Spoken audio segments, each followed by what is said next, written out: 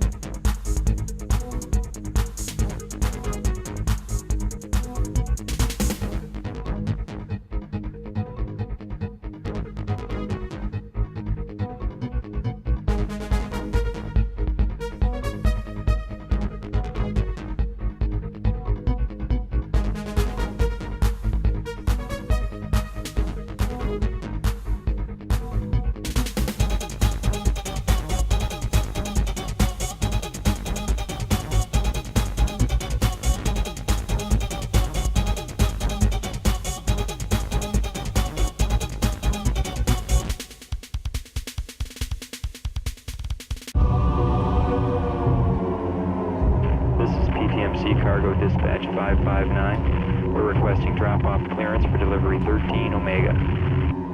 Affirmative. Deposit delivery in docking bay 1. Be advised, micrometeor storm approaching. Expedite your business.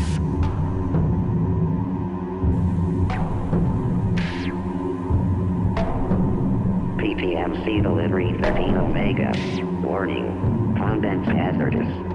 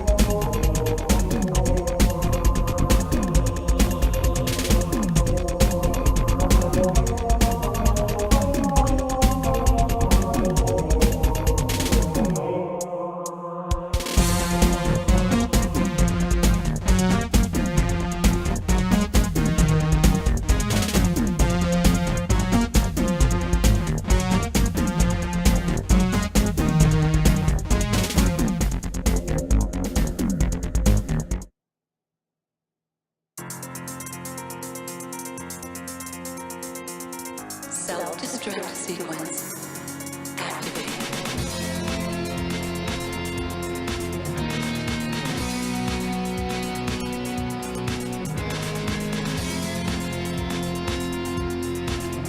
Self-Destruct in T-minus 10, 9, 8, 7, 6, 5, 4, 3, 2, 1.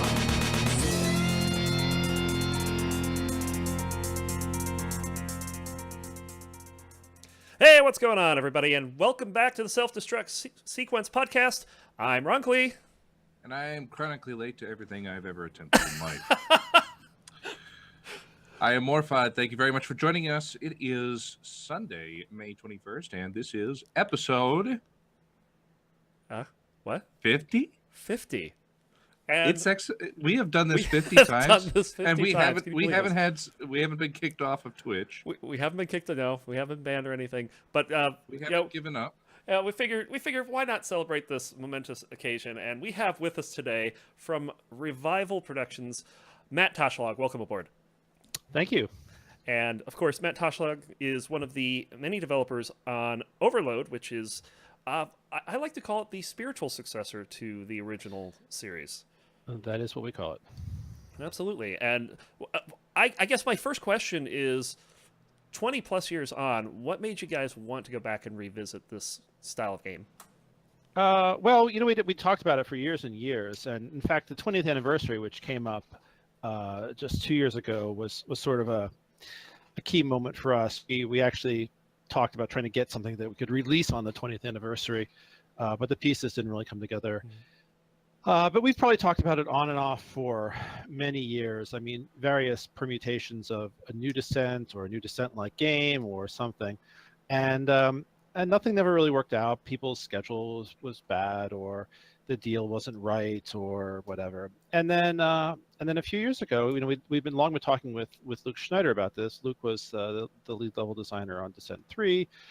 And had made a bunch of Descent 1 and 2 levels himself on his own, and then went on to a distinguished career at Volition, working on a bunch of their games, and then finally as an independent developer under the name Radiant Games. So he'd been around and doing a lot of interesting stuff, and was interested in doing another 6DOF flying shooter game.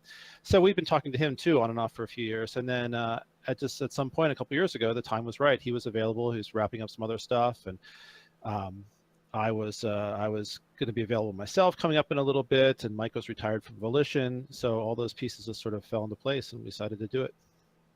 Very awesome. And kind of a follow-up question to that, of course, for the past couple years, I've kind of called this period of time like the 6DOF revival period we had. It's kind of kicked off with Minor Wars 2081. We've had a couple other titles come through the pipeline. I remember Retrovirus. We actually had one of the big Descent 3 players. He put a lot of money into that game to get that off the ground. I put money into Retrovirus. Yeah, there's Retrovirus. I'm not going to get them all. There's like Neon Excesses. Sublevel Zero. Oh, Sublevel Zero is huge. That's a big one. They're actually teasing some kind of announcement this week. I'm kind of interested to see what that's about. Yeah. And then there was some fan games like Talon, Geocore. I'm missing one in there. Soul Contingency. Soul Contingency, right? Yeah. Mm-hmm. Yeah. And then of course with Descent Underground, it's kind of like the genre's coming back. Yeah. Well, that was part of what was encouraging to us. I mean, I think we wanted to do it anyway, but at the time we were starting up, there did seem to be a lot of activity in this area, and it seemed like there was real interest among a group of people. Very nice. And for the most part, it seems like the original idea was to cater to that. I call this like the silent majority, the single player community, so to speak. It's not really much of a community behind it, but it's just people that enjoyed playing the original levels, just running through the original levels. It seems like this is kind of initially set to cater to that audience. Was that the plan? Well, part of our goal when we started was to do something fairly quick and fairly something we could get done in a reasonable amount of time and a reasonable amount of money. So perhaps surprising nobody, the project has taken longer than we thought and has cost more money and grown in scope. But initially, we talked about something that Luke would do almost entirely on his own, that we get out there very quickly, and was really going to be focused on single player because that's just much simpler and more straightforward, and we could get that done first. And then if there proved to be interest beyond that, we'd move on to a multiplayer version. But as things went, the project got bigger, and Luke was originally doing almost all of it himself, and then we added an artist, and then we added another level designer, and then Mike Koulos and I joined full time as programmers. So now it's a much larger team, and during our Kickstarter, we committed to doing multiplayer at some point. It's sort of been optional before that, and then we promised we would do it. So it is in the pipeline. We've got a programmer lined up. As soon as he becomes available, he's going to start working on it. But our initial goal was to do something that was single player, and that was really the focus of the original Descent, of course. Multiplayer was part of it, but that was in the pre-internet days, really. So it was a land-based thing, and you're right about the silent majority thing. I mean, there is a real active community of Descent players out there still online, and they form a community, and they are very vocal. And we don't hear as much from the single player fans. They're not. Well, they're busy playing the single player missions. That's right. There's a surprising library of single player missions that have been built in this time out. So we do have to remind ourselves from time to time that there are more people out there than just the multiplayer community. The really grumpy, loud multiplayer community. Well, they're not so grumpy, and some of them are just super enthusiastic, and that's really inspiring for us to find those people still passionate after so many years. Yes. You had mentioned expanding scope, and I would imagine challenge modes is where that kind of came in. That seems to have taken off. Oh yeah. Yeah, that's true. Well, so that was something we added, very quickly. Basically, during the Kickstarter, we wanted to have a version running before we did the Kickstarter, so we could, we sort of proof of concept. We knew what we were doing. We could show the world what we were doing. It wasn't the plan to release it initially, but fairly quickly into the Kickstarter, we decided to release it. So Luke added the challenge mode just to provide some playability in there for the demo we released during the Kickstarter, the playable teaser. And it turned out to be super fun, and even the very quick initial implementation was really fun, and since then we've expanded on that and added a lot more variety and created a whole bunch of levels. So it's a bit of multiplayer without multiplayer, kind of, right? I mean, it's more combat intensive, less exploration, so it's more like a multiplayer game in that sense. And also it's something that you can easily score and compare scores to other players. Unlike the single player, which is a little competitively single player. That's right.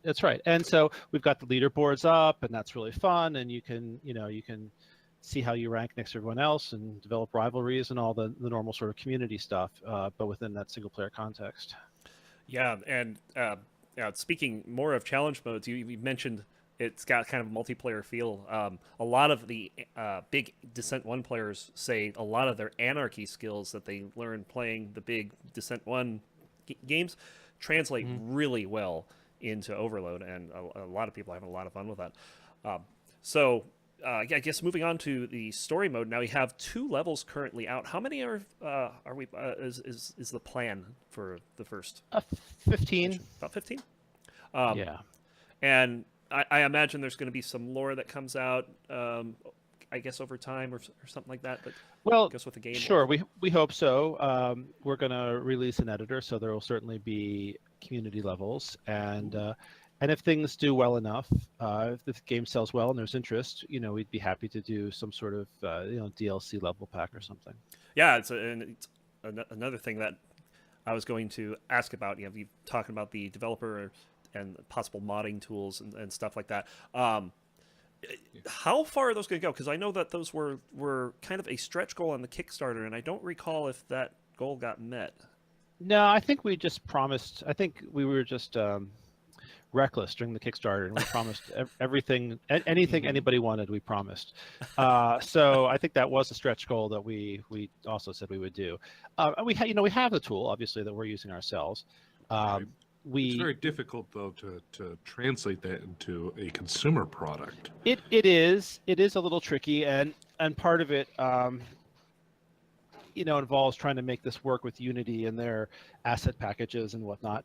And depending on depending on circumstances, we'll spend more or less time making that tool easier to use. It's not terrible, but it's a little bit of a quirky kind of tool. So so we'd like to have the time to make it a little more user friendly. And we'll do as much of that as we can. But one way or another, it's going to get out there, so people have the opportunity. And we found back in the Descent days, I mean, people wrote their own tools, so we didn't even release an editor for the original Descent, and people still created their own levels. So any tool we release is going to be better than that, I think. Nice. All right, and to talk about some of the options in the game, like a lot of the game kind of feels like the original Descent, but there's a few things that kind of set it apart from Descent as well. And one of the two things I wanted to touch on, I was noticing and playing around with the tricording options. Yes. Now, of course, tricording, for those that don't know, tricording is when you're moving along 3 different axes at once, and you can actually move faster. I think mathematically it's like the square root of 3 times your normal movement speed. Right. How do the tricording options currently in the game stack up to that? Well, I think we're still in kind of an experimental phase with that. When Descent originally came out, it was really a keyboard and joystick game, and some people would play keyboard only. Of course, we didn't really have mouse support. Hi. And yeah, Mike Koulos was primarily a keyboard player, which was definitely possible with Descent. And but it was really a joystick game, and so tricording was something you could do if you had slide mapped to your hat switches, and you could. It's pretty easy, and it's the kind of thing that I think is good in games where it's a new skill that you can learn and develop, and you get some competitive advantage for it. Not by discovering an exploit per se, but by actually developing a new skill. It may look a little bit stupid to see someone flying down a hallway at that kind of weird tricording angle, but that's okay. Just imagine they're power sliding and kind of. That's right. So we want to, and we know people are used to that. So we don't want to take something away that people are used to, and that's a valuable skill. At the same time, we do have a broader range of controls for overload. So if you're playing with a gamepad or a mouse, the feel is going to be different. And it's not going to be as easy to do some of the maneuvering and some of like the tricording things that you would normally do with just a joystick. So we're trying to balance all that out so that people can get their advantage from an additional skill without unbalancing the game too much. And so we haven't made any decisions yet whether we're going to leave all the options in there that we have now, or even what the default option necessarily will be. But we've gotten some, certainly useful feedback, certainly some very passionate feedback, and we're going to do our best to sort of do what's right for the game and keep people happy all at the same time as much as we can. Excellent. Yeah. So I imagine that are you guys getting some metrics back regarding who's using what mode, how they're doing? Is there any type of way you're measuring that? We do have Unity has a fairly decent analytics system, so we do get a fair amount of data. I have not looked at the tricording data recently, so I'm not sure what that breakdown is. I think this is the kind of thing where for like 90% of the people are never going to know anything or think anything or try to make those changes, and that a small group of really dedicated people will. And they'll try all the options and decide what works best for them. So I think it's going to be a fairly small sample of data. Probably in our current sort of beta, backer, or early access, we'll have a higher proportion of dedicated and serious players. But in a general release, I think it's a sort of small elite who are really going to be serious about that. So very true. And the other option that I was. The first time I actually found this option and used it, I was like, whoa, what is this? And I have it mapped to my spacebar, and it looks like your ship just homes in on another enemy and just rams it. Yeah, that was a little ramming attack that we put in fairly recently, actually. So it's if you're thrusting and fire at the same time, and then that was sort of the original implementation, then we actually put a separate control in there for it too. So yeah, it's just a ramming attack. It's just a fun little variation. And it's yeah, it's just a fun thing to do. I think it's very satisfying, you know, to The smash first someone thing up. that comes to my head is that would be a netcode nightmare in multiplayer. Yeah, yeah, and right, some of the stuff is not, you know, multiplayer friendly. And then, you know, boy, speaking of passionate too, there's plenty of people out there who have very strong ideas about why this kind of game should be peer-to-peer and not client-server, and so on and so forth. So, so that's a challenge that we'll be facing in the coming months too. Very nice. And as far as uh, you know, the one thing I wanted to add to that, by the way, the smash attack. One of the play styles that I really like with that is that you're going to smash an enemy, but that enemy might be about to fire on you. So it's kind of like a risk that you're taking to get that damage on them. It makes for interesting gameplay, for sure.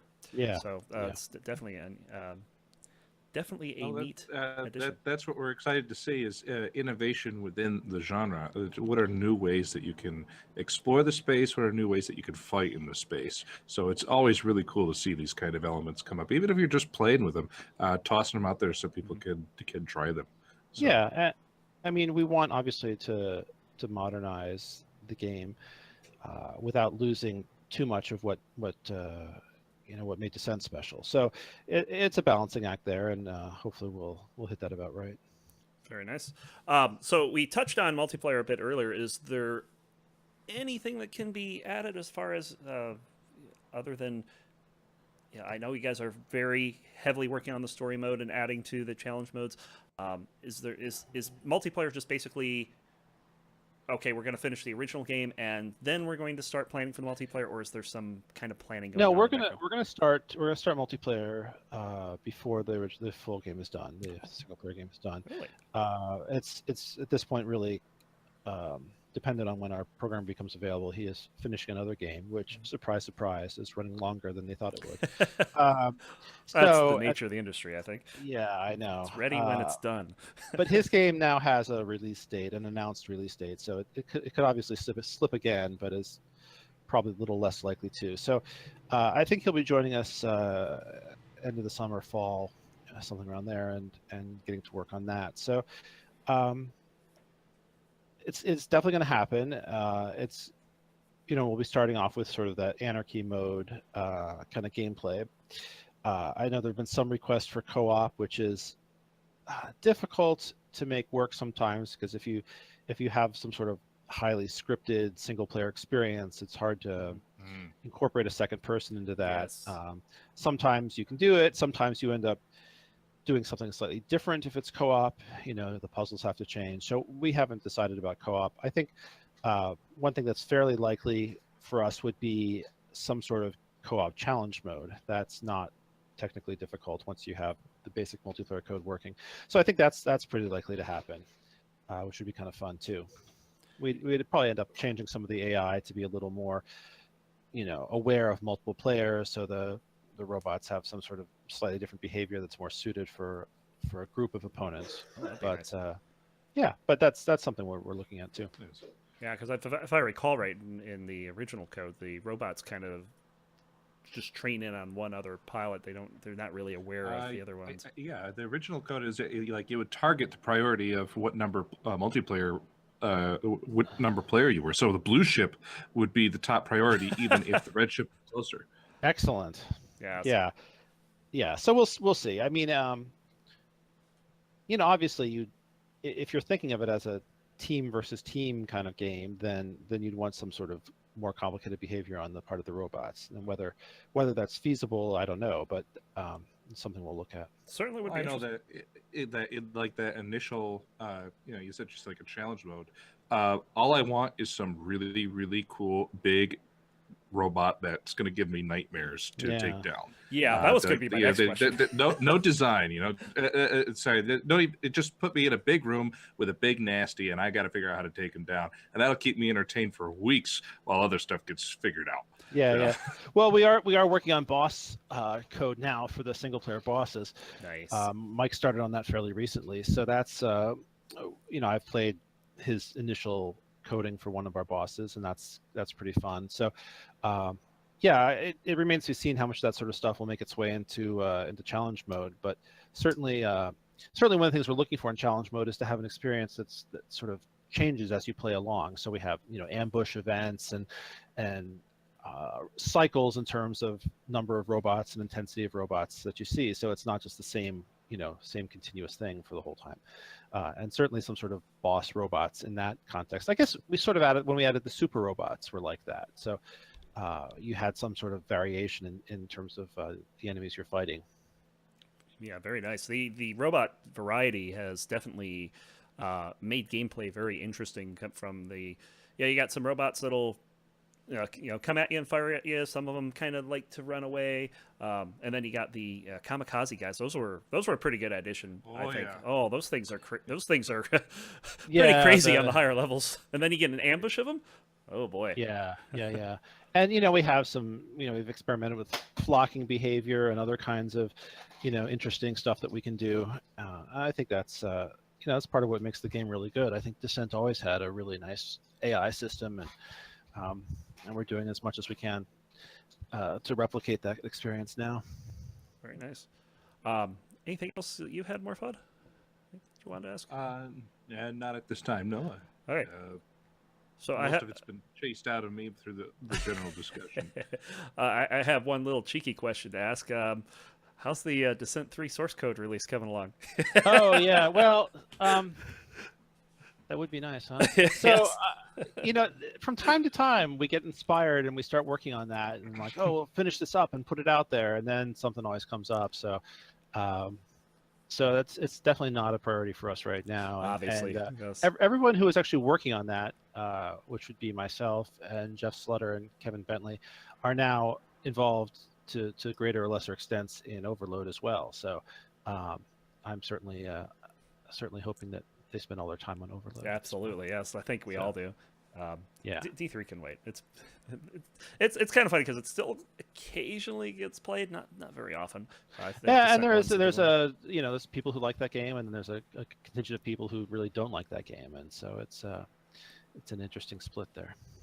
And Yeah, you're looking at two of them right here. So yes, it'll be interesting to see how there's the Descent 1 community kind of how they'll get behind this game when the multiplayer does come out. I don't know. Yeah. Have you seen any of the observatories we've been doing? I don't think so. Well, so basically we modified the source to allow for observers in the game that can fly outside the level. Yeah, I did see that. Yeah. Yeah, and we've been doing some really cool stuff with that. Yeah. It'd be really neat to get stuff like that in the actual game for Overload 2 when the multiplayer comes out. Cause that's, and there's a bunch of stuff like that, like things we can do to for speedrunners, just to have some timing stuff, or skip the cutscenes kind of stuff for speedrunners. And there's things we could do for observers and all sorts of stuff that really I think help to support that kind of community. Support for streaming and support for any sort of community activities is a good thing. So very good. All right. Way, I think that's right toward the end of our questions that we have for Matt today. I will say that I think that given the enthusiasm of several different parts of the 6 Degree of Freedom community, I think it's very important that the developers of Overload stick to the guns to make the game that they want to make. And that's got to be really hard to ease. Hey guys, like we're making a game, we're making a new game. It's in the spirit of, but you have to understand, it's not Descent.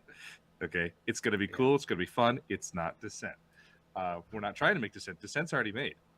So Yeah. Well, and it is, it has been a really good experience. The community that we've developed through the Kickstarter and the early access. I mean, we had a little bit of fear going into this that that could be very time consuming. We could end up, spending more time doing community support or whatever than we thought would make sense. But it's been a really good thing. I mean, we get great feedback from people. Sometimes people hate what we do. That's okay. Sometimes we get really great suggestions. We've gotten fantastic, bug reporting, and people have really gone above and beyond in terms of helping us track things down.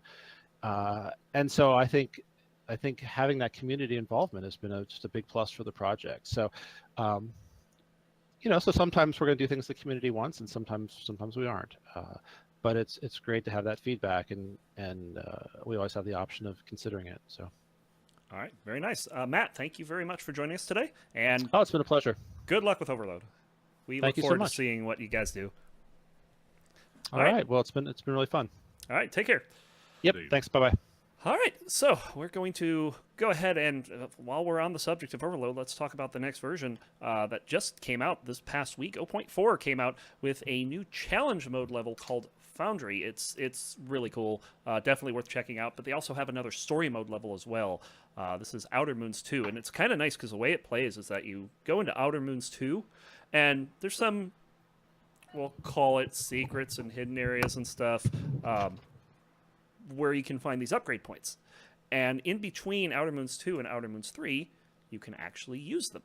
And so you get to see the interface that they're thinking about for those upgrade points. It's really cool. They have a save and load feature now. You hit F8 and F9 to save and load. Oh, yeah, someone's mentioning drillers. Yeah, the ogres, those remind me of those drillers. You remember those cat-shaped things that meow and they go and shoot at you? That was a meow. It sounded like a very disgruntled meow, but yeah. That was not a meow. That was the shriek of a harpy. Yeah, those things were awful. But the ogres kind of take their place. They're found in this Outer Moons 2. Can't miss them. They don't miss you either. So that's the ogres. They've added Wonderful. A hit scan enemy. yeah, hit scan. It's not exactly hit scan, to be fair. It's close, but it's like the Vulcan. It's not exactly hit scan, but and they've added the Holo Guide. You remember the guide bot from Descent 2? I remember Go Wingnut. Yep, Go Wingnut. Everyone remembers Go Wingnut. If you hold down the B button by default, it'll bring up a selection wheel, and you can give it a command to do stuff. Definitely check that out. There's a ton of other minor changes. Make me a sandwich. Make me Does a it sandwich. have that feature yet? I hope. I'll have to check that out. But yeah, we'll have to see what goodies the Holo Guide has. I remember in Descent 3 they kind of went overboard with it by giving the guide bot some power-ups and stuff like that, which it was kind of interesting at times. But for the most part, the only thing you really want to use a guide bot for is if you're lost, right? And it never worked on D3 level 12. That was the worst part of it, is that you would try to find you needed to find like so many stormtroopers on that level, and the guide bot would just kind of not find them for you. It'd find something else. It was kind of annoying, but yeah, hopefully with this update with Unity, it'll be a little bit better. And they got, again, tons of minor fixes. Definitely worth checking out their release notes over at playoverload.com. And that does for Overload. And we talked about, during the interview, Sublevel Zero, they're coming out with something next week. We don't know what yet. They teased a message on Twitter early last week saying that they have a major announcement for Sublevel Zero. I'm hoping that they bring Redux to the PC. That would be great. Because Sublevel Zero Redux is so many more things than the PC game does. So we'll see what happens. And that just about does it for our regular news. Of course, the Descent Rangers, we talked about this last week. The next event coming up Saturday, the 27th, is going to be the Gauntlet. And this is going to be, you do 3 speed runs through the level of the Gauntlet on Insane. And best time wins some extra participation points. So definitely check that out. Speedrunning Descent can be pretty challenging. So definitely something to look forward to. So let's see. moving on, we have. Did you know we have this thing called the observatory going on? I don't even know what that is. I mean, it sounds like a really bad ant farm. An ant farm. Ant farm. Yes. Only when we play Ants Bend is it an ant I farm. don't like that level. My computer doesn't play well with 40. 4-dimensional levels. Yes, the observatory. We're doing all these 1v1 matches. We have we have season 3 of the observatory going on, and we have the final season standings coming from last week. Of course, Jedi Luke, he wasn't even there for every game, and he still got 46 points, which more than doubled runner-up Sirius at 19. Draconis got 17, Melvin with 15, and Cyrus with 14. Those 5 pilots are locked into the top 5 spots and will be playing in the finals tournament this Saturday. That will be the 27th. This is at 5 p.m. Eastern, 2 Pacific. And then we're going to have our first Anarchy match. Are we? Yeah. How do we know? Because we have multiple people already confirmed for it. Oh, okay. Starting with you. I Morphod. confirmed? You When did I confirm? Yesterday. No, I didn't. Yes, you most I certainly said did. I was going to be on the road, headed to someone else's house for a little bit of land action of Descent that weekend. Oh, that's not what you said. No, I'm pretty certain I said I'd be on the road. Well, All right, we'll buddy. see. I will try to get to West Virginia in time to participate in this. It would be a shame to be to have Descent on land and not participate in the tournament when my host is also participating. So, Yes. Yeah, he's got to face Cyrus in the first round. He's happy about that. oh, he's thrilled. He's beaten him before, so. We got Morphi, we got Entropy, possibly Bahamut. We'll see. I haven't got a confirmation from him. And Phyrix, who actually landed the 6th place in the standings with 10 points, he may not make it.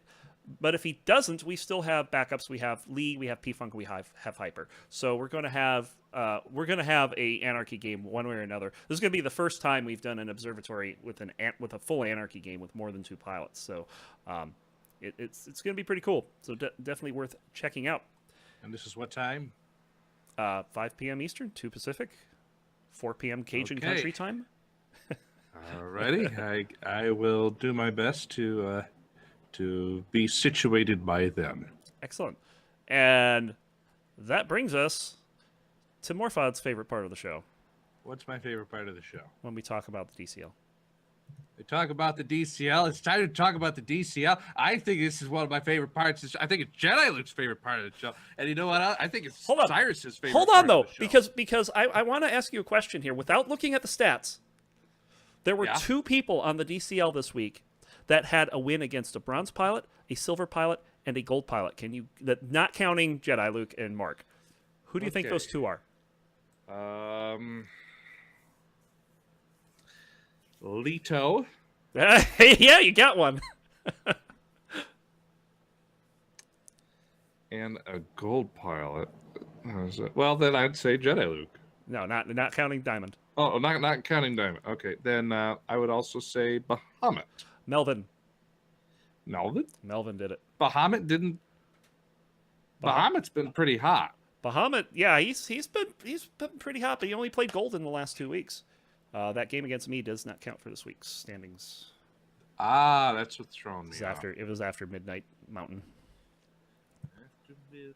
Sorry. but he didn't have any bronze either. So I mean, there you go. Yeah, either way. Yeah. So let's go. Let's get with it. Okay, well, it's been a little while since I've done this. And I also have a self-adjusting microphone that's really messing things up here. I So think let's we see can do here. So what is it that I've been doing?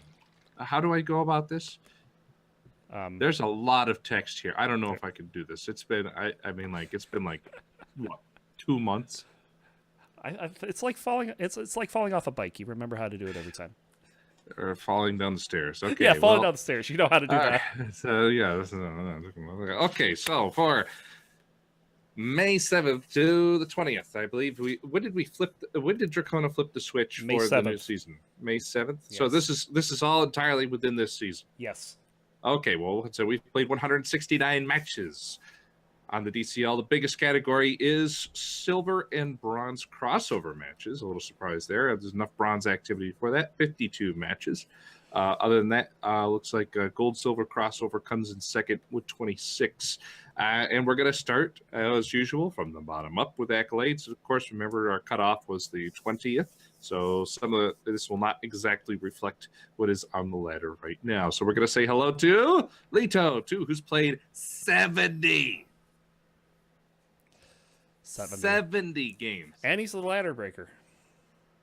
He's a ladder breaker. Oh, he's yeah. A ladder breaker. Yeah. He said, this guy, has Cyrus ever gotten 70 games in 2 weeks? I think he has. Yeah, well, I think he's got 70 games in 2 nights. But like, where do you find 70 people to play? It's like, I'm thinking of back in the IDL era where you were lucky to see 70 matches in a month. Yeah. So, but anyway, those records, looks like he's got one dark horse against a silver pilot and one dark horse against a gold pilot. And looks like he's been really gunning for silver. So, yeah, let's take a look through here. Against bronze pilot, he's got a couple good matches there played against Can I Play Dad. His record is 4-10. But his close games there, it looks like he got 2017 against Can I Play Dad with two suicides in Bluebird, and 2017 again with 3 suicides in Salute. It was a match for the dog Can I trophies rather aggressively against silver. Lito has competitive matches, 15-20 against Skywarp and Right Tumen. If I'm pronouncing that correctly. I think it's Ray Man. 2015 Ray. Yeah, R-I-E is Ray. Yeah. Okay. All right. 15-20 against Lee in Hilbert. Descent 2 Hilbert. 16-20 against Lee in Descent 1 Hilbert. And any other close matches? Nope. We go straight to the dark horse. 20-16 against Lee in D2 Hilbert. So congratulations on picking up those good performances and the dark horse against silver. And then against gold, a little surprise here, 20-15 against Rethink in Ray Tumen. And it's interesting because some might think that might be, Rethink just didn't have someone hold his beer again. That came after 2 games where Rethink won soundly against him. That was the third in a set. So, yeah, that puts him at a record of, let's see here. 1-45 against silver, but that one win is savory sweet, and 1-6. This Ray Tumen level seems to be his specialty. Did he make that level himself? Oh, he did. It's very nice. It's like a claustrophobic I don't know. That's the best way I could explain it. It would be interesting. It would be like the Take 2 if I don't know was that style. So this is going to be very curious for me because I, of course, am doing the Summer of Hate 2.0, where I am encouraging players to explicitly approach me with the most unpleasant experience that they can afflict me with. And Lito has called me out on the forums, and we will be playing Ray Tumen in our next match. So that might even be happening this evening. I think you can get that personally. Depends on whether or not I get my homework done. So we'll see. So we move on to Can I Play Dad, who's played 22 games in the past 2 weeks. He's 10-4 against Bruns, with dominations against Lito, 20-9 in Flea and in Black Rose, 20-10 in Flea again. And a couple close matches from the other side against Lito. That's 2015 in Museum for a trophy match. Oh, it must be blind match. I guess that was, yeah, it must be the blind match. 2018 against Lito in Bluebird for the dogfight trophy, and 2015 against Lito 2 in Crimson. So looks as that's been a competitive series, even though the win-loss column may not be very balanced.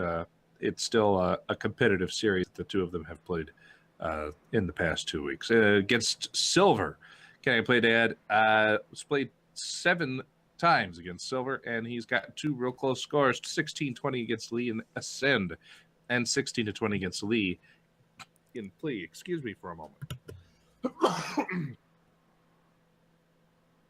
I did successfully mute. Oh, well, whatever. Okay, so and that's it for bronze action, but still, that's a 92 matches out of 2 pilots That's for crazy. bronze action. So we'll go on to silver and see if they do as well. We got Lady Silver, who's played 8. Hate. 8. Hate. No, I'm sorry, I'm just a little underwhelmed. We got 70 matches, and then somebody played 8. Oh, well, I guess we better get used to it. Still, let's see here. We've got 1 silver win, 20-17 against Rockley, and this is very curious. Junebug. Mm-hmm. Now, this Lady Silver is not fond of Junebug. But she's learned the game.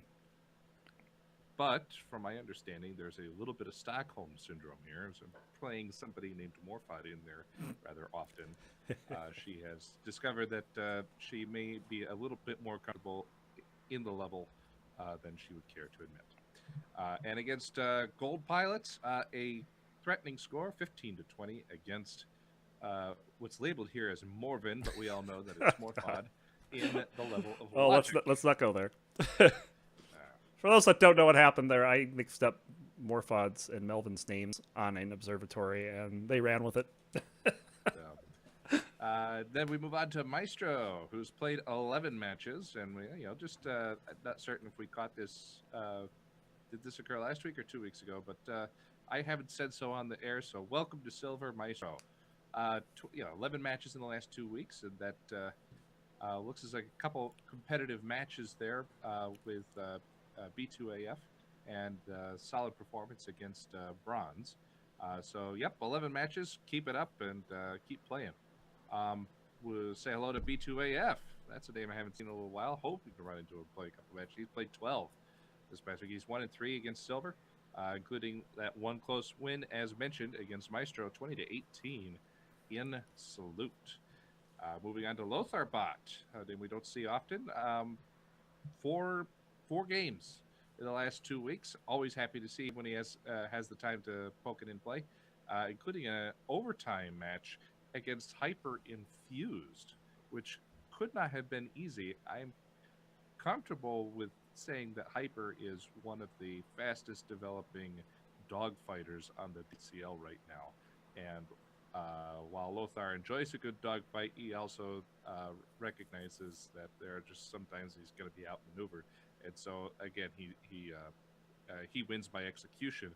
So I'm really interested in seeing in a space like Fused how he pulled that one out, whether it was missile management or spew guarding or something like that, because that's often what I have to do to keep Hyper at bay in a level like that. So big props. That's a hard win. Great job, Lothar. Yeah, and I believe that 2119 was on the observatory as well. Unfortunately, someone forgot to open it for observers, and we couldn't see the end of it. Oh. Well, that's 20 lashes with a wet noodle for Hyper, I believe. And Hyper's keeping up his color on his little chart here. Well, let's see here. We have, moving on to, we have Hyper here with 27 matches in the last 2 weeks. He's got an excellent record against Silver, 6-1. And that's against many different pilots. So, and that one loss is that 1921 against Lothar Bot.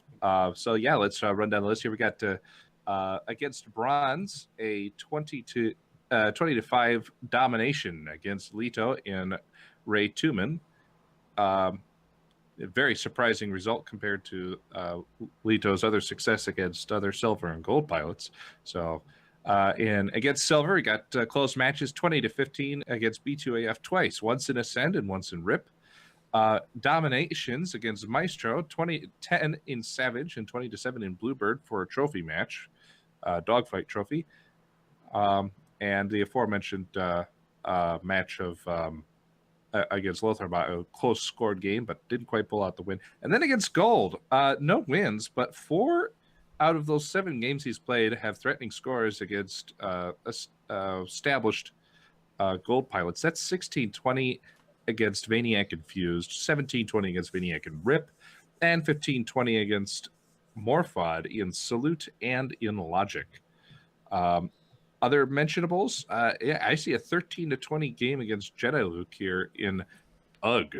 Ugh. Ugh. Ugh. And always mentionable when a silver pilot can get double digits on a diamond, 10 to 20 against Mark, 39-2 with 4 suicides in RIP. So Hyper's hot. Hyper is hot. He is indeed. We move on to P-Funk, who's played 5 games in the last 2 weeks.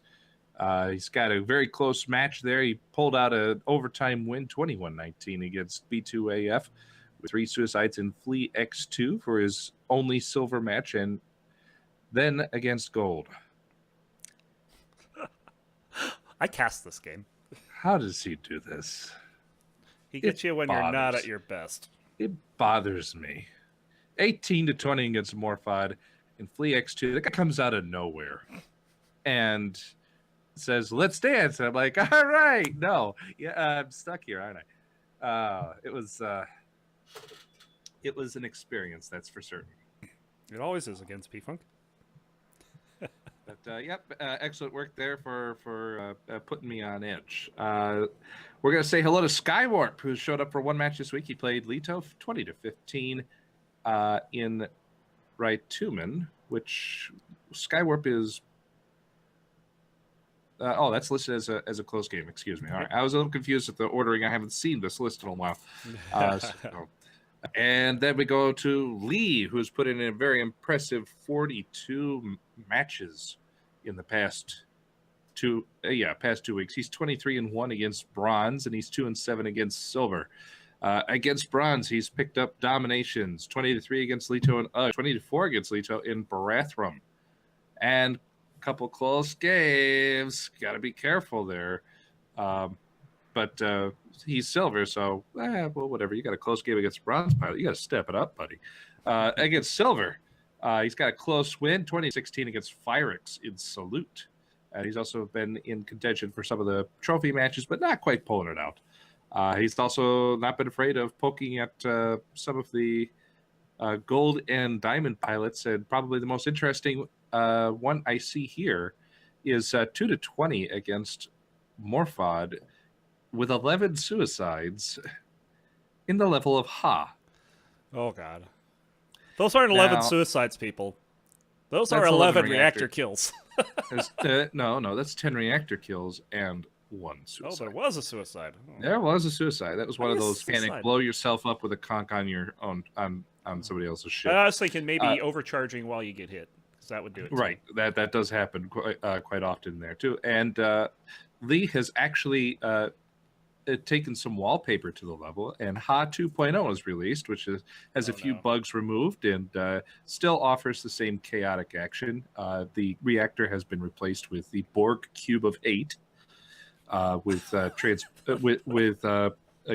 false walls on all sides to make it look particularly angry. For those not familiar with the level Ha, it is a ball of hate. You are in a rudimentary sphere with 4 fusion cannons and your opponent and an angry reactor firing at you all the time. You cannot stay still. And the level just would be absolute chaos if you had respawning concussions.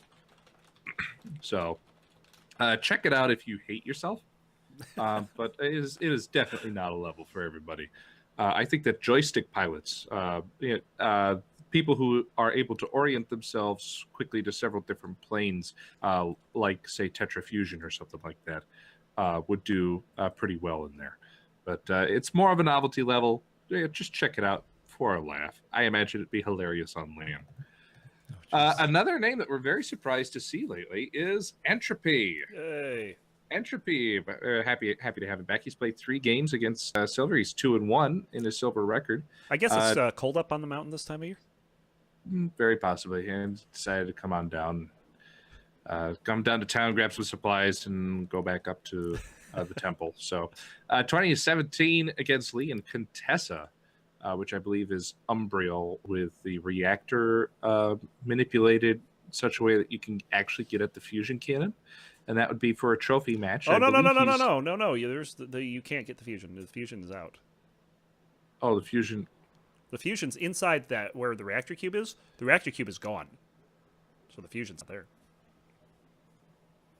So what's the difference really functionally reactor. between? No reactor Oh, and a there's no. cloak. Oh, so there's no fusion, but there's now a cloak in the level. Mhm. All right, that's very interesting. Yes. Very irritating. Yeah. All right, because Yes. I know that that's on my list of Summer of Hate that I'll be Oh. expected to play in Contessa with a cloak. Good luck with that. Yeah, and other matches here: Entropy 20-18 over Lee in Logic. So, and other competitive match, but that'll get mentioned later. So happy to see players come back to the scene and put in some activity. We move on to Ronckley, who has played 8 matches in the last 2 weeks. He's got a 2-1 record against Silver, solid wins over Lee and Firix, and a competitive match against Lady Silver. Other mentionables are a 16-20 game against Morphod Here comes the in hate. Monroe 49-42 X4 Here comes the hate. for no. This is Summer of Hate 2.0, and you chose a level where you did not put all blue ships on. This is a level with that is. Can I tell you that doesn't matter in that level? Yes, it does. Because I can't see you. I can see red a lot better than you could see red a lot better than I could see blue. Okay, so this level is this isn't white; it's sterile. All right, it's like fluorescent white on all the walls, and if you fire anything, everything blends in. I want to point out that, and then there's blue stripes everywhere. there's blue stripes So I see many times it's not.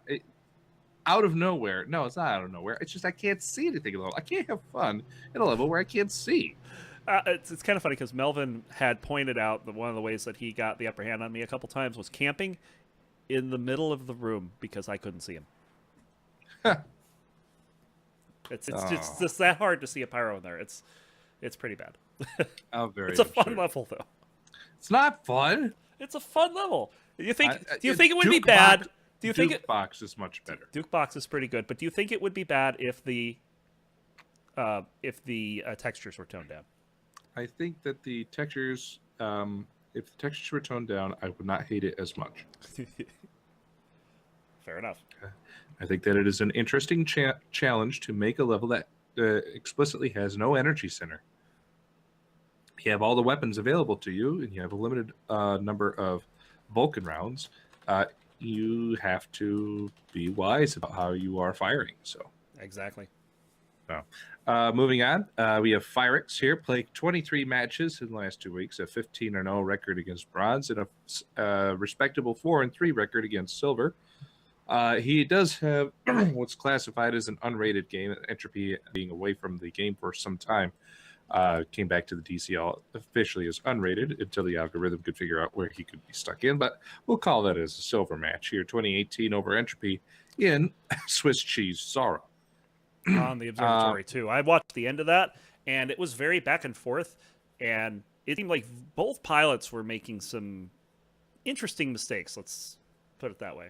I felt that either one of them could have had a big lead in that game if they wanted it. Against Bronze pilots, I see 4 dominations, all against Leto, including in Black Rose, Mind Tricks, Fused, and Audacity. And Firix also has a close win, 2016 over Lee in Fused, and solid wins over Lee in competitive matches with Lee and Ronckley throughout the last 2 weeks. So good activity out of Firix there. And then I've got one last note to clean up here. Ernie, 39-2. Has put in one match against Mark and has often retired again, as is his wont. And there goes another one to the retirement column. So I think that it should be that we do record Jedi Luke retirements, but we should also record Ernie retirements. Oh, I think she records them all. Well, I mean, as an actual metric on the that's stats true. page. Yeah, Yeah. if you guys don't know what we're talking, where is it exactly? Crap. Yeah, it's on like the Hall of Fame It's or on, something yeah, like if you go to, that, or if the on the season stat. yeah, descentchampions.org, if you go to history and where is it? You think it's on the stats? Yeah, it's either on the Yeah, you go. Yes, you go. It's on stats. So under history, under stats, at the very end, there is a count of Jedi Luke retirements. This season, there's none so far. pretty remarkable. I mean, we've had 2 weeks, and There should Cyrus be at has least been 3 by playing. now. So, Yeah, Cyrus has been but playing. anyway, yeah. So, yeah, we're gonna move on to gold here. We're gonna say hello to Rethink, playing 11 matches, but curiously, he's played 6 matches against bronze and 5 matches against diamond. He lost the 1 match to Leto in Ray Tuman. But he's also got a threatening score, 20-22 against Jedi Luke, in the level that he built droids, the level that Rethink built. So, the most hot and cold player that has ever had someone hold his beer on the DCL. No Rethink, kidding. everybody. I think he should get recognition for the #1 person to screw up the ladder algorithm. Then we got this fella named Morphod, who has put in 16 matches in the last 2 weeks. I actually honestly expected to see that these were all Lady Silver, but they were not. So we have an upsetting number of close matches against Silver pilots for a Gold pilot, but he still remains undefeated, 15-0. Including a couple dominations, that 20-2 with 11 suicides game in Ha, and a 20-4 against Lee, and a 20-4 game in Lurk against Lady Silver. In addition to that, he's played 1 gold pilot. That is looks to be Melvin. Melvin, yes, yeah, Melfod. Who's Melfod? That's Lowercase. Lowercase, right? That's it. Against Melvin, 20-17 in Crimson for a close game. Undefeated this week, but also not very brave in who he's playing. So we move on to Vaniac, who has played 13 games in the last 2 weeks. He also has a perfect record against Silver, 8-0. A couple close matches against Hyper, though, and against Gold, a couple competitive matches, but not enough for a win. But what we will make note of, a threatening score, 15-20 against Jedi Luke in Mind Tricks against the Diamond Pilot there. So Dracona has showed up for 2 games. I believe these also counted for the Observatory. Yes, this was our week 3 games. Just a couple of side mentions. Hey, activity on the ladder, it's really cool. From my understanding, that Rip game was a real show on the Observatory. So yeah, we'll get to that in a second here. And then we move on to Melfod. That is Melvin, playing 11 games in the last 2 weeks. We got the highlight right there is the only gold win he picked up, 20-15 against Dracona in Rip during the Observatory. You had a few comments on that. Yeah, absolutely. Because one of the things that we've noticed when we're observing Melvin in the Observatory is that he has a hard time capitalizing on opponents' mistakes. And Birdseye has a phrase for it. It's called Melvin's opportunities, which he typically will blow. But this particular game, Melvin was on point for every one of those opportunities. And I also want to point out this is his first win in 16 tries over Dracona. Well, congratulations to Melvin on this accomplishment and for suffering. That's not the only undefeated streak he broke. He broke mine. What's up? He broke mine. I'm very upset with that. I no longer have an undefeated record against Melvin. Oh, I see. That's an unusual one to be cleaning up. Yes. To be fair, it was only 2-0. You're a strange man. Speaking of strange men, we go on to Bahamut. 8 games. Undefeated 6-0 against Gold. That's pretty good. Just saying. That's close matches, 20-15 against Melvin, 20 in Rip, 2017 against Vaniac and Mind Tricks. Solid wins over Vaniac and Viral 3 and Killbox for a trophy. and dominations 20-7 against Melvin twice, once in kill box and once in UG. Bahamut is doing very well.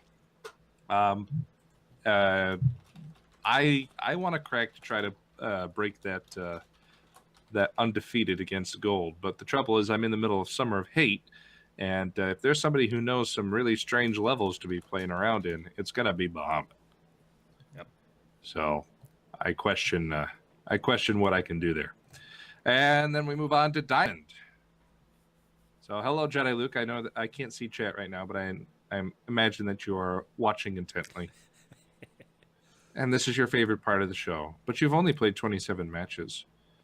It's undefeated against gold, bronze, and silver pilots. And picking up, we go down the domination list, ladies and gentlemen. We have 1 domination against Toledo, 20-0 in Salute with 2 suicides. Against Silver, 20-5 against Lee, 7 suicides. 7 suicides in Mega Wrath X4. That's why there were I'm not 7 saying suicides.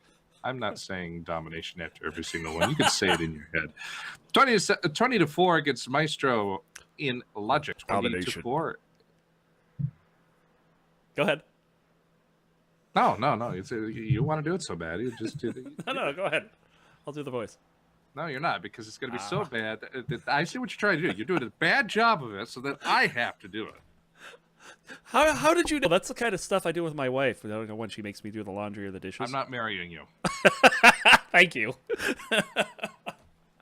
20-4 against Hyper with 2 suicides in Logic X2. Domination. 20-0 against Lee with 3 suicides in Logic. Domination. And then we get to the real juicy stuff. 20-8 against 20-0 against Silver. Hold on. It's against the Silver pilot. Damn. Yes. Rough. 20-8 against Dracona in Ascend X4. Domination. 20-10 against Vaniac with 3 suicides in Logic. Domination. 20-6 against Rethink in Logic X4. Domination. 20-3 against Melvin in Logic X2. Domination. And that's a rather short domination list for Jedi Luke. I was wondering what's gotten into him there. Anyhow. And yeah, we move on to the number one. According to chat, alcohol. But that was only for 1 match.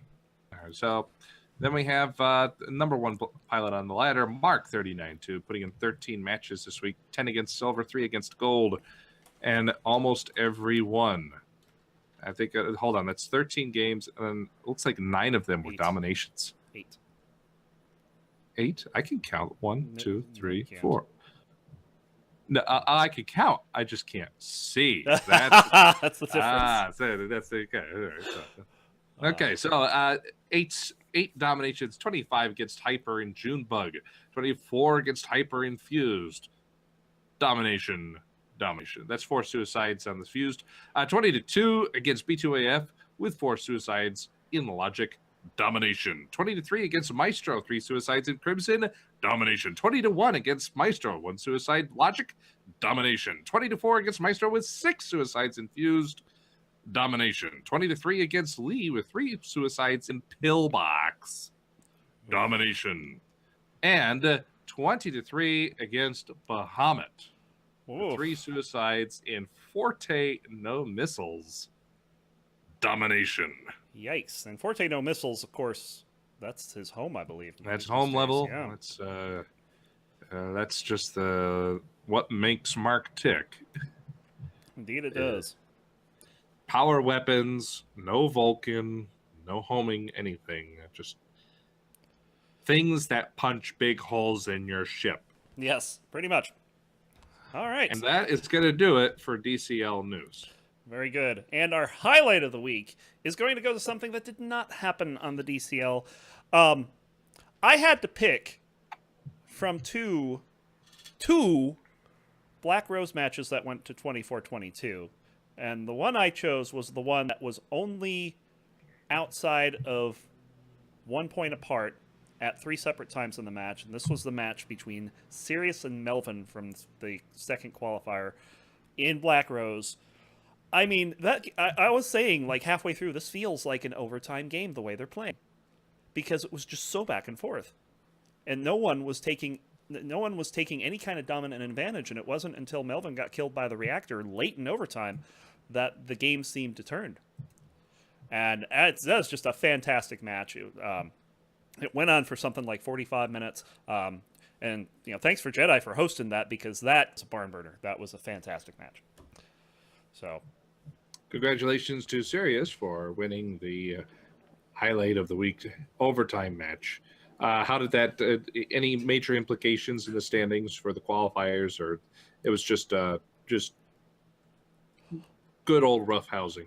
well, obviously it was pretty important, because that would be at least a 6-point swing, and if Melvin had won that, he probably would be in second and not having to face Cyrus, and probably getting a bye. So that game actually was pretty important. There was another one between Sirius and Cyrus that Cyrus ended up winning, and that was important for Cyrus to win to get out of the wildcard anarchy and get into a solid 5th spot. So both Black Rose matches were extremely important. And I would like to clarify something here. The people who are going to be getting together for this this anarchy match to try to get into the tournament, is this for the privilege of playing Jedi Luke in Wrath X5? Incorrect. This would be for the privilege of playing Dracona, who's the number 3 seed. She gets to play the wildcard winner. Ah, Yes, Jedi Luke and Interesting. Sirius both have a bye. They do not have to deal with any type The of bracket plebeians. breaking. Got it. Yeah. Well, plebeians. I see Morphod Muhammad here, but they don't have to deal with any kind of bracket breaking. So, well, I think that makes things a bit more interesting for the viewers. So I'm pleased to hear that. yes, very good. And Is and, that- and as a wild card, another advantage that I really didn't think about when I made this change. The whole reason we made the change from 8 to 6 people in the tournament was time. We wanted it to go faster. And the other thing that comes out of this is, okay, now the wild card winner doesn't have this hopeless feeling, oh God, I got to face Jedi Luke in the next round. They actually get to face Dracona, and Dracona, a scary pilot in her own right, Oh yeah, isn't Jedi Luke. can't remember the last time I beat her. Yeah.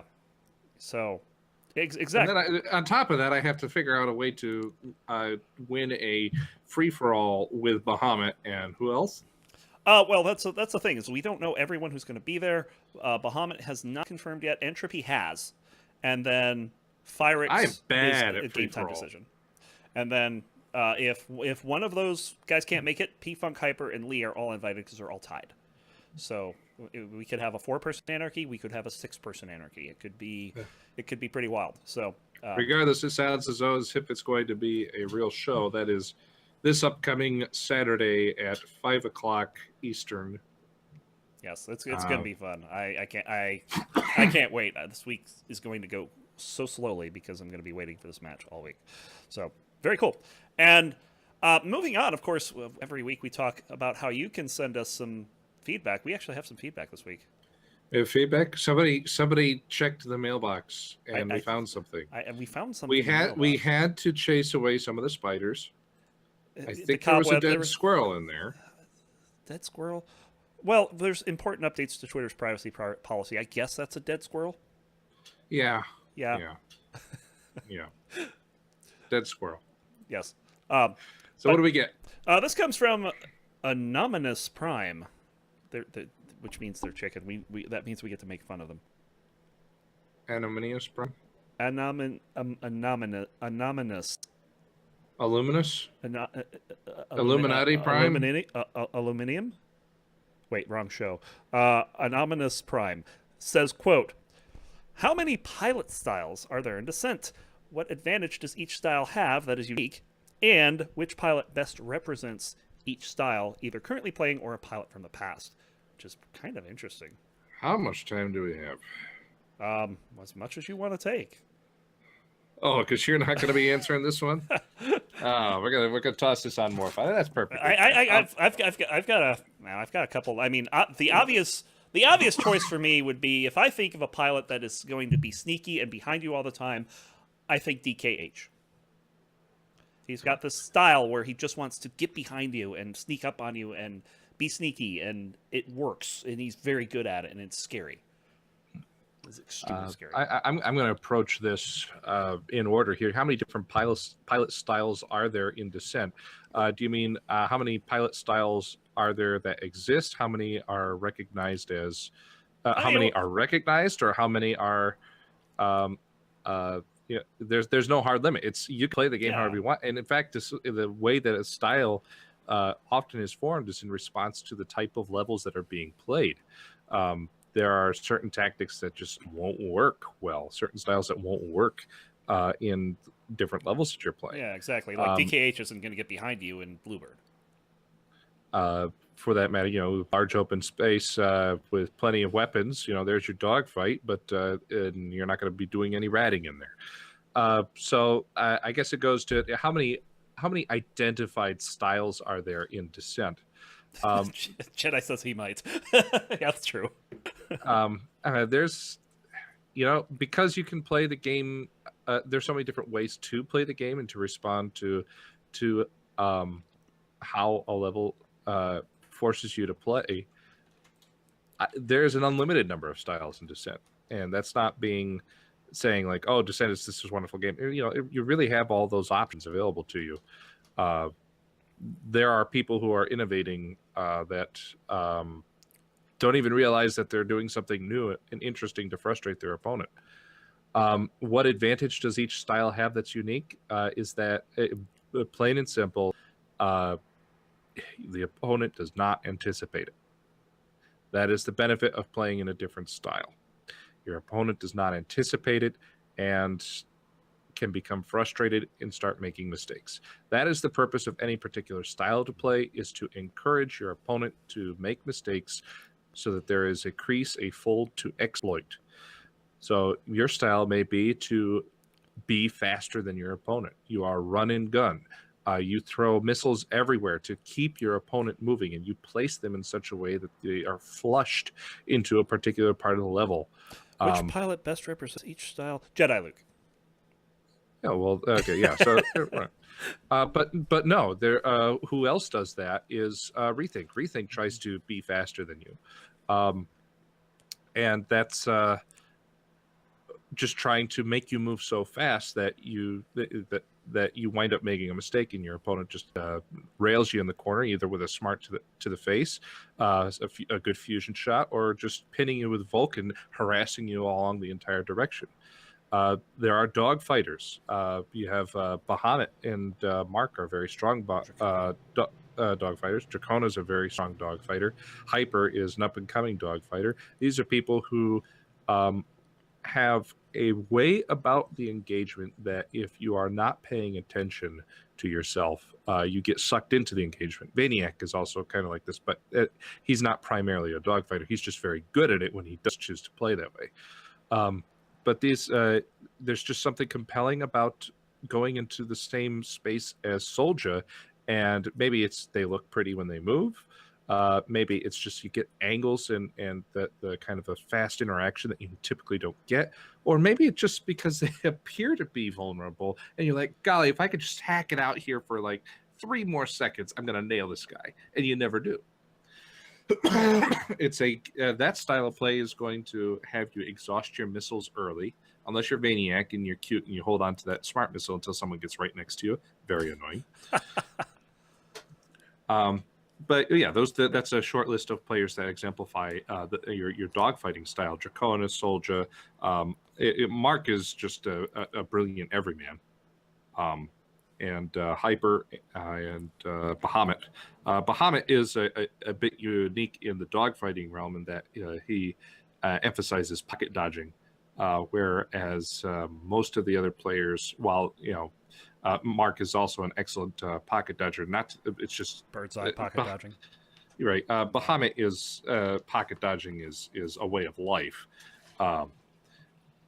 whereas Vaniac and Hyper and Soldier are more vector dodgers, and Rethink can also tangle in a dogfight, but he's just better at that run and gun. Then you have bombers. That you don't see this so much anymore. This is especially prevalent in the Shaker era in Descent 2. These are the people who kept their distance and they just flooded missiles. This is not to be confused with what you're seeing playing with Dracona and Jedi Luke in X4 levels. This is a different style. This is when we say missile boating, you're just sitting at the end of the hallway and in Minerva, and you fire all 10 homers and you move. You sometimes not even firing any primaries, but there's no engagement. It's just about overwhelming with numbers at a distance. And that will work fine in an anarchy, but probably won't work very well for one-on-one unless you're dealing with a specialty level like something that has megas or something that has shakers in it. Other styles that I could divide, tunnel ratting is an antiquated form of play. You don't see it very often anymore. And again, that has to do with how the levels are designed. Remember that when Descent first came out, the levels that people had to play were the single-player levels for variety and the multiplayer levels. People at Parallax didn't know how to make a multiplayer Descent level. So just for variety, because there were no new levels to play, the Anarchy levels got played to goodness, so people started playing in the single-player levels all through there. And so you had still that claustrophobic, lots of tunnels, difficult space to maneuver. How do you move around in one small space? Your best, probably the person who best preserves the rat style of play is Mark 39-2. When you give him a long tunnel, he's very stubborn when he gets into that bottom tunnel and flee. That's the best example that I've seen in the modern era of tunnel ratting, as he will sit in that tunnel and he will wait. And the idea is that the missiles were most likely going to spawn down there, but with the way we play now, those missiles don't get exhausted like they used to. But back in the day, you could hole up as a tunnel rat in the tunnel underneath Minerva and just go back and forth between the doors, and you would just pick up kill after kill after kill. Ice Wolf is also a tunnel ratter that comes to mind. I haven't had the pleasure of playing him in quite some time. Bahamut is very capable at that style of play, but again, the levels don't provide the opportunity to play that way. Then you have the assassin style, which is going to be pilots like DKH, Hyena, and to a lesser extent, Melvin and I. Yeah, I would say you are definitely in that class for sure. I do think though that I'm not so much assassin anymore. I don't do the kind of sneak and surprise by being quiet and creeping up behind you. I just a misdirection anymore. I'm not where I'm supposed to be, but you can see, it's no longer like waiting to get up right next to you. And I'd like to try to get back into the sneaky effect, but that's the other thing is people adapt, and the players that I regularly play know how to diffuse that. Then you have all the other particular mentions I have are there's just a style called P-Funk. This is where you hack the game so that your homing missiles are about 10% slower and turn about 25% harder. Oh man! And actually, what P-Funk when you P-Funk something, it's recognizing that if you're not able to go faster than your opponent, you need to disrupt their timing by pausing or just taking not even just taking your time. It's just being exceptionally careful to diffuse your opponent and to frustrate them because you're not moving. You refuse to move at the pace that your opponent is trying to force you at. So this means that you have to be very good at close dodging, and it really benefits from levels that have long tunnels. So someone's trying to beat you to the other side because they saw you go down the tunnel, but you are double, tripling back, or even just waiting because if you look at this silly ass running after his own tail. And I know, for example, that Phyrix has a few moments where he plays that way. And Lady Silver has learned that a tunnel is not a binary decision. You can wait in the tunnel and just to disrupt timing, throw flares and throw people off. And I've also seen Melvin do it to disrupt it. And so, so there's a number of different styles there. Styles I haven't identified. I can't really tell you how Cyrus plays other than there's weapon specialists. Yeah, weapon specialties. Yeah, weapon specialists. There's a weapon specialist style of play where you grab everything is focused around your strongest weapon, and you can also see this. Of course, back in the day, what we called this is, we would call them whores. So you were a spread whore, you were a Vulcan whore, you were a fusion whore. rarely, you would never have people say that you were a laser or a plasma whore, because those two weapons, lasers and plasma, were respected. They were slow. You had to hit somebody pretty good to get somebody tangled up in them. But the only other style I can think of is drunk, which I do with the joystick but I don't play joystick anymore. So I don't know if you've ever played me when I'm playing joystick. There is no rhyme, reason, or sense to what I'm doing. It's drunken boxing. So, and there's no advantage to it, but it looks pretty. Yep. So, but yeah, I'm not an authority. I think I'm I'm able to answer that in a very seasoned fashion, but I think that kind of discussion would be better for when we pull one of our community gurus in. I'd love to hear what Dracona would have to say about that. Get her in on here for another brief, or Lothar. Those two would have some tremendous insight as to styles of play, and categorization. Or Birdseye would have a lot of input. He's probably shaking his head right now at me. So, and it would definitely have a lot to share about historical pilots that are would fit some of these descriptions. Oh yeah, like Descent 2 used to play a lot more. It used to have a Gauss whore. Yeah, Gauss and Mercs. In fact, that's a subtype on the DCL. Yeah, I mean, like, I remember playing those games. That was so much fun. But yeah, that should give you enough of an answer for you to be dissatisfied with Mr. Anonymous Prime, Mrs. Anonymous Prime. I don't know. It's anonymous. Yeah, it's very anonymous. Thank you, Anonymous Prime, for the feedback. And how can other people contact us? Well, if you are going to send us something other than a dead squirrel, damn it, if Twitter. if you have any questions, concerns, comments, or confessions, you can contact us at emails at selfdestructsequence.org. Be certain to know whether or not you want to remain anonymous or not. Other contact info, you can find us on Facebook. You can find us on Twitch at SDS Podcast. You can find us on Twitter at SDS_activated, or you can find all of this information on selfdestructsequence.org. And we'll be on here on random Sundays at 5:30 p.m. Eastern, 2:30 p.m. Pacific. Great to have Matt Toshlag with us today. I hope you guys enjoyed that interview. If you hadn't seen it, you can go back and check that out on Twitch. We'll be hopefully getting that up pretty soon. So be sure to check us out over on iTunes. We're starting to post episodes again for some of the ones that we're missing, and we're going to get those caught up pretty soon. So definitely subscribe over there, give us a rating and review. Those are the best things you do to help us out. And if you or someone you love wants to get back into the modern game of Descent, you can check out all the information over on the DCL at descentchampions.org/new_player.php. There you can find everything that you or your loved ones need to get back into the mod game. So with that, For that matter, you might as well invite somebody that you dislike. yeah, We just want targets. Yes. So with that, we're going to wrap it up here. Be sure to watch out on Facebook and Twitter for our next streams. And thank you all for joining us today. For the SDS Podcast, I'm Ron Clee. And I'm in a bomb shelter. See ya.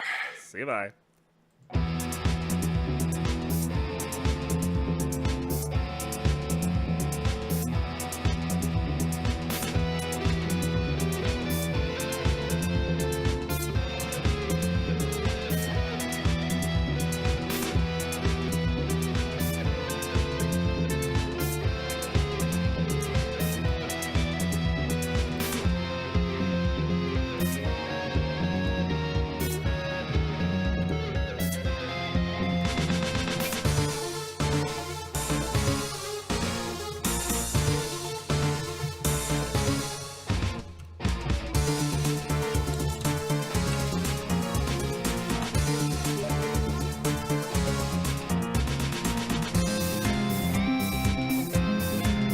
What's up?